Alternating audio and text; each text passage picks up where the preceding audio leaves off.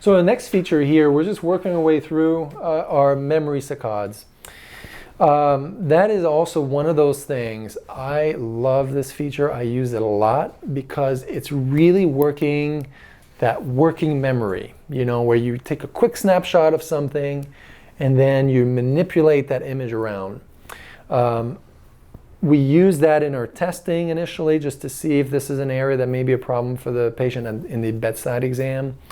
What I'm going to show you is the feature in the memory saccades that I use the most. Things that you should be aware about these, they do tend to slow down saccades. So if you're working on speeding up saccades, you may not want to do those just yet. You may want to put that off to a little bit later.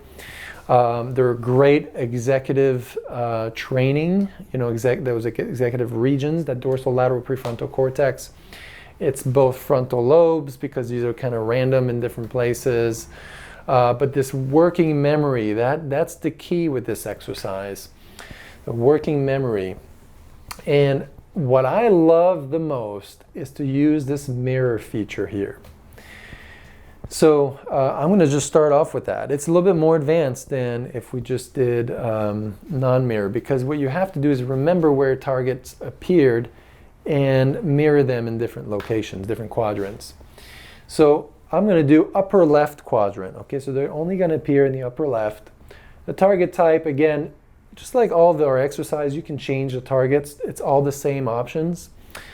I'm going to use random. Okay, you can use little monsters if you want. You know, we went over that before.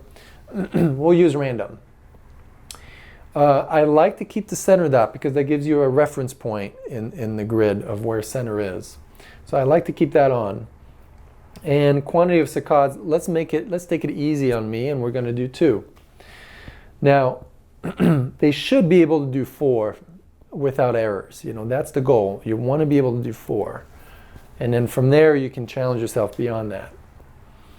They're going to appear every 2 seconds. They're going to make a sound. You can take the sound off. If the sound is there, it helps to encode where they are. So you have the option. Do you want to make it easier on your patient because they're really struggling with this, or do you want to make it harder on them? And you can kind of play with these features.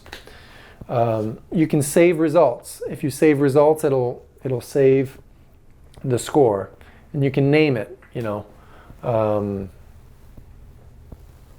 we'll call it Mandy. You know, and you can put a date, or you can do 2 targets or anything like that. Whatever you want to do with that. So we can save that.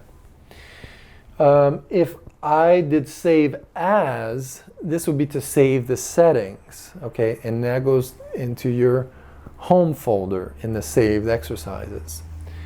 But this is to save the results, okay? And I'll show you where you could see those results. So if I hit done, and I hit, there's the saved results right here at the bottom. This is where you go to see the results. But if I'm going to look at this quadrant, we've got 1 target here, and you just sit, and you look at the center, you look at the first one, look at the second one, and back to center. So you shift your eyes to the first, shift your eyes to the second, and back to center. And now I'm going to shift my eyes from center up to that first target. I'm going to touch it, and you got to hit the first one first, and then back to center. Now I'm going to go to the second one, and back to center, okay? Now I'm going to have my eyes here, and I'm going to mirror this over to the right. I'm going to shift my eyes up and to the right to that first location, back to center, eyes to the second location, back to center. I'm going to mirror this down now.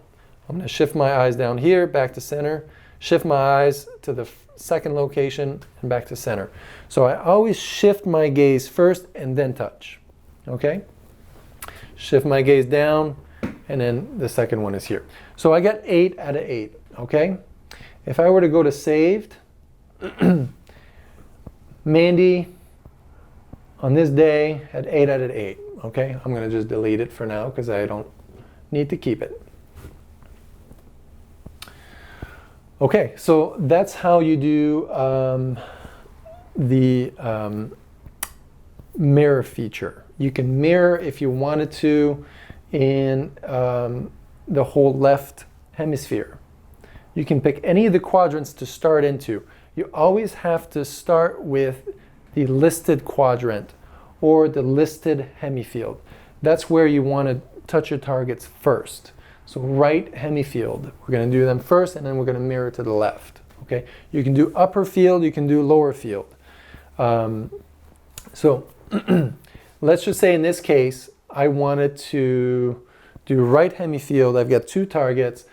I can make it harder by adding targets, but I can also make it harder by saying, you know what, we're going to do it in reverse order. We can even do both. We can go in order and then in reverse. But we'll just do reverse. And it's on the right side. And I'm going to start it here. So I'm looking at the center, look at the first target, back to center, look at the second target, back to center, and then I'm going to go in reverse. That was the, and if I get it wrong, it'll light up red. Okay? And then you have to mirror that over here. So here and here. Oh, that was wrong. There we go. So you have to do it in the reverse order or in order based on what you select. If you do both, you'll do in order first and then in reverse right after. Okay? Now, let's just say that I wanted to, I know that my patient has a problem. Maybe it's more of a parietal problem. Okay, the parietal lobe is activated with the lower field of vision. Okay, and the temporal lobe with the upper field of vision. So if I turn the mirror off, I'm going to go back and put that in order. And maybe I have a left parietal lesion. Then when I do my memory exercises, I may want to just use that right lower quadrant only. Right, so I turn that one off. Bottom right quadrant right here. It will only be in the bottom right. Okay, so I hit done and start. And it could also be that maybe you found that you did some mapping strategies visually. You know, you could say, okay, touch my finger in different areas, and you find that they're just not as accurate in that field, you know, that lower right field. So maybe you're going to exercise that lower right field a little bit more. Maybe you'll do a hemi-stim stimulation there as well. We'll cover that in a little bit. Can't do those at the same time. You have to do one and then the other. Okay? So you can make it harder by accelerating the appearing speed. You can take the sound off if you wanted. You could use a different sound. That was a water droplet. No sound. Okay, so you got all these features. So again, this is just one of those exercises that is so incredibly beneficial for that dorsolateral prefrontal cortex. I have all my patients that have challenges with memory do this exercise and use this feature. And others that just want to, you know, this is great too for ADHD because you want to exercise that dorsolateral prefrontal region. And it does that. So this covers our memory saccades.